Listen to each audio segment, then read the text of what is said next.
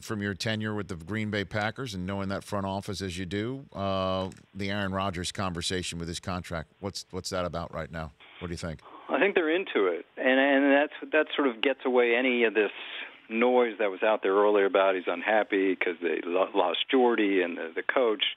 If he was truly unhappy, they wouldn't be negotiating as they are.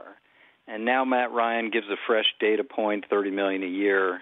I would think it would exceed that, although Aaron has 2 years left and Matt had 1 year left. But they're in it, and he's obviously the face of the franchise, and he's obviously someone that they're going to make the highest-paid player in the league. And I think that will get done, whether it's today or the start of the season or somewhere in between. But it's going to happen in the calendar year 2018, right? Don't you think? Yeah, and I think that's my history with Brett. We would never let a contract get, for a player like that, get even 2 years from expiration, and that's where we are right now. Yeah, in this day and age, though, I mean, you know that this is a midnight league now. I mean, it's crazy. It's 12:05 league. Everything's like last minute or just at the very end. And what I guess then let me ask you the last one for you here.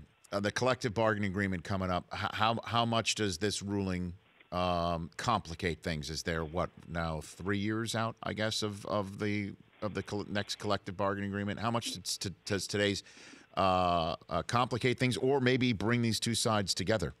Well, I think it has to bring it together in terms of a discussion. We know the bigger picture CBA issues, the revenue split, the franchise tag, the commissioner power, all those rules are going to be in debate as they were before, but this adds another element.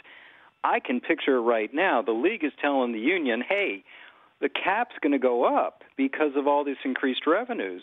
You should be happy. And if I'm the union, I'm saying that's not enough. The fact the cap goes up because you make deals with sponsorships with casinos or whatever happens, integrity fees, that's not enough. We're the product. We're generating this added revenue. We should get more. So we have another issue. And I think in light of Ray Rice, the domestic violence conversation, this should bring them together.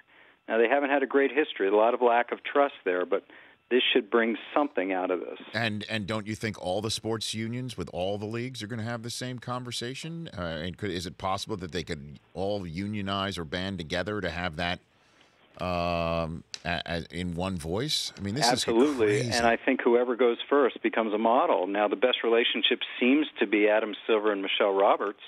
Maybe that becomes a model if they're able to get something done on some way of sharing revenues besides just telling the players, hey, the cap's going to go up. The Rich Eisen Show, weekdays at noon Eastern on Audience.